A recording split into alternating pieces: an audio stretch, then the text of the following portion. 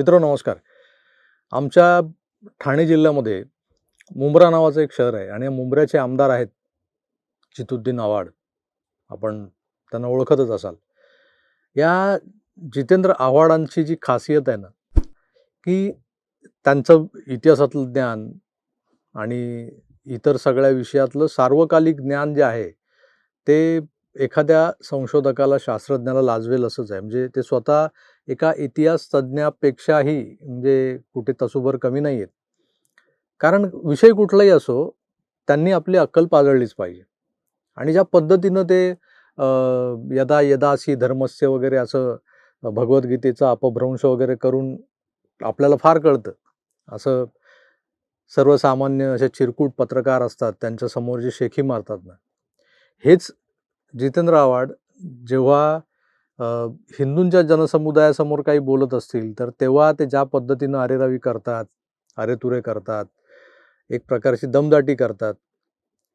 तो वाघ, तो सिंह असलेला जितेंद्र आव्हाड जेव्हा त्यांच्या मतदारसंघात जातात, त्यांच्या खास अशा मुंब्रा मतदारसंघात, तर तिथे गेल्यानंतर त्या वाघाची शेळी होते आणि ही शेळी म्हणजे तिथला एखादा शेंबडा यूट्यूबर किंवा गल्लीबोळातला झोलाछाप पत्रकारही त्यांना अरेतुरे करत प्रश्न विचारतो असं माझ्या कानावर आलंय.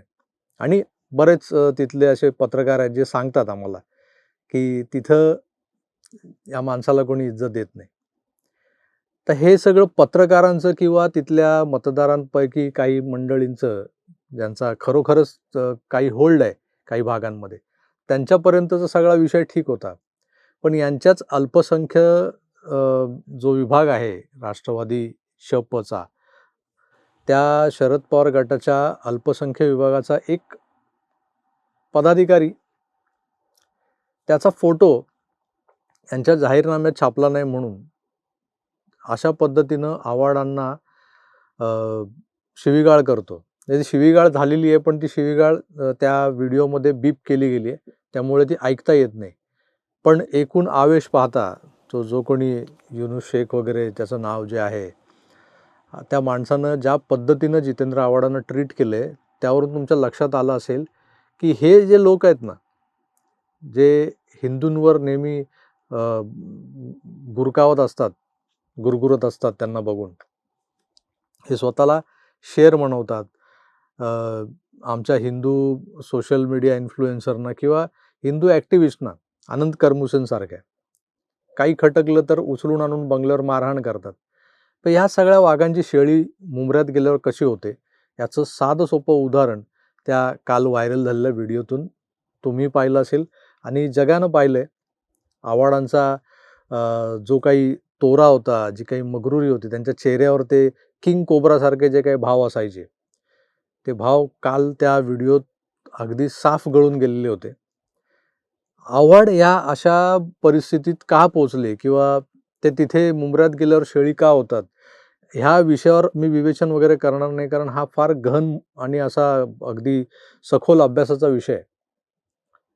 आव्हाडांची लायकी मुंब्राकरांनी किंवा त्या मुंब्र्यातल्या मुसलमानांनी दाखवून दिलेली आहे, की तुम्ही आमच्या मतांवर निवडून येता, तुम्हाला आमच्या पायाशीच बसायचं आहे आणि तुम्ही जर आमच्याशी कधी गद्दारी केली किंवा तुम्ही आमच्यावर गुरकावण्याचा प्रयत्न केला, आम्हाला साईडलाईन करण्याचा प्रयत्न केला, जो झालाय, तो जो युनुस शेख आहे त्याचं आणि त्याच्या मुलीचं नाव आणि फोटो, हे दोघेही त्या अल्पसंख्य विभागाचे पदाधिकारी आहेत आणि त्यांचेच नेमके फोटो तिथे टाकले नाहीत म्हणून तो इतका प्रचंड द्वेषानं उसळून उठला होता आणि त्यांनी आव्हाडांचा अगदी कुलोद्धार केलेला आहे. आता त्या शिव्या तिथे बीप केल्यामुळे ऐकता येत नाही. हे सगळं घडत असताना तिथे फारसे मीडियावाले नव्हते.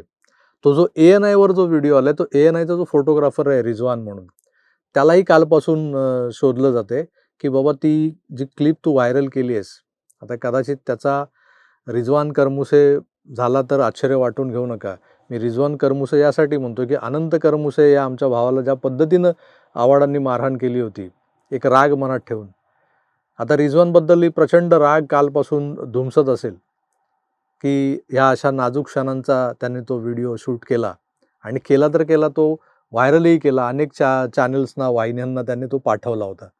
आता ते जे काही रॉ फुटेज आहे, त्याच्यामध्ये त्या युनुस शेखने कचकचित आईवरून घातलेली शिवी आव्हाडांना ती त्यात ऐकायला येते. पण एक आपण शिष्टाचार म्हणून जशी इतर चॅनल्सने बीप केली तशी आपणही ती बीप करूनच दाखवणार आहोत. पण तुम्ही तो प्रसंग पुन्हा एकदा बघा. खरोखरच आव्हाडांच्या चेहऱ्यावरचे जे किंग कोब्रावाले भाव कसे मावळलेत किंवा मवाळ झालेत याचं जे काही जिथं जागतं उदाहरण आपल्याला पाहायला मिळालं. मुंबऱ्यात ते असे होतात असं ऐकून होतो, पण ते प्रत्यक्ष त्याचा पुरावा, ढळढळीत पुरावा काल मिळालेला आहे. आणि तो पुरावा कसा आहे नेमका तो तुम्ही या व्हिडिओच्या माध्यमातून पाहू शकता. पुन्हा एकदा तो व्हिडिओ पहा. तुम्हारी गलती नहीं है, मेरी गलती है, तुम्हारी नहीं है, मेरी गलती नहीं है। ये कैमरा बंद करो, चलो पीछे। ये लोग कौन है और मैं कौन हूँ? मैं कौन हूँ? मेरे लिए छुपेटना भाई। मैं कौन हूँ मैं? मेरे लिए छुपेटना भाई। पाहिलं मित्रांनो, त्या व्हिडिओत ज्या पद्धतीनं आव्हाड नरमलेले दिसत आहेत किंवा आव्हाड त्याला विनंती करतायत, मेरे लिए चुप बैठना भाई, आणि तो तिथून शिव्या घालतोय. ही जी अगतिकता आहे ही लोकशाहीला मारक आहे. ज्याला आपण मुस्लिमांचं लांगुल चालन किंवा अपीजमेंट पॉलिटिक्स म्हणतो, जे काँग्रेसच्या अगदी रक्तात भिनलेलं आहे. काँग्रेस, मग राष्ट्रवादी काँग्रेस आणि ही सगळी डावी मंडळी हे ज्या पद्धतीनं मुस्लिम अपीजमेंट करत आलेत आणि आपल्या एक एक वोट बँक तयार करत आले आणि त्यांच्या जीवावर हे जिंकत आले. आता ह्या वोट बँकनं जर माज आला तर ते तुमच्याशी कसे वागतात याचे अनेक नमुने, अनेक उदाहरणं भारतीय राजकारणात मागच्या 20-25 वर्षात बघायला मिळालेली आहेत. त्यातलं हे ताजं उदाहरण काल आपण सोशल मीडियावर व्हायरल झालेलं पाहिलं. जितेंद्र आव्हाड एक लढाऊ असा नेता किंवा लढाऊ असा पदाधिकारी, राजकारणी म्हणून आपण त्यांच्याकडे पाहत होतो. कारण काही झालं, कुठलाही विषय असला की ते ज्या पद्धतीनं त्वेषानं तुटून पडतात आणि ज्या पद्धतीनं ते त्यांच्या विरोधकांना अंगावर घेत असतात, हे सगळं बघत असताना हे जितेंद्र आव्हाड मुंबऱ्यात गेल्यानंतर मुसलमानांसमोर कशी नांगी टाकतात हे पाहणंही जरा रंजकच होतं. आणि ते याची डोळा आपल्याला पाहायला मिळालं आहे. त्याबद्दल त्या ANIच्या रिजवानचे आभार मानणं हे क्रमप्राप्तच आहे. त्यामुळं रिजवान, थँक्यू व्हेरी मच. आव्हाडांचं हे रूपही तुझ्यामुळे आम्हाला बघायला मिळालेलं आहे. आता बाबा तू काळजी घे, तुला शोधतायत म्हणे आणि तू सापडू नकोस, नाही तर तुझाही रिजवान करमुसे होईल.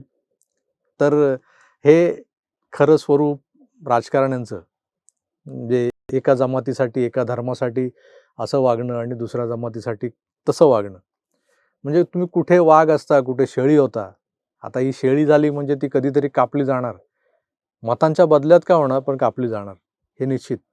जितेंद्र आव्हाड नावाच्या शेळीला बळीचा बकरा, म्हणजे मुसलमानांमध्ये ज्याला कुर्बानी की सौगात वगैरे काहीतरी म्हटलं जातं, तर ही कुर्बानीची वेळ आव्हाडांची जवळ आली आहे असं नाही का वाटत तुम्हाला? कमेंट्समधून कळवा. आता नेमकं तिकडे काय चालतं मुंबऱ्यात ते मला माहीत नाही आहे. त्यामुळं आमच्या मुंबऱ्यातल्या प्रेक्षकांनी यावर जरूर प्रकाश टाकावा. तुर्तास मी इथेच थांबतो. पुन्हा भेटूच. तोवर आपली काळजी घ्या आणि पाहत राहा आकार DG9. धन्यवाद. नमस्कार.